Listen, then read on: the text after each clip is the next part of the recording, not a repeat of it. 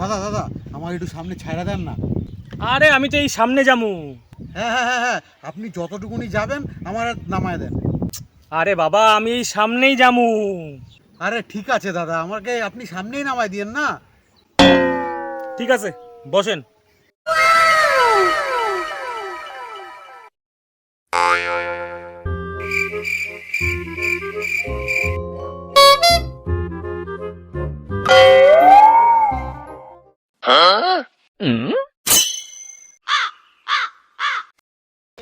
ঠিকঠাক আছিস তো? একদম একদম। রাখ।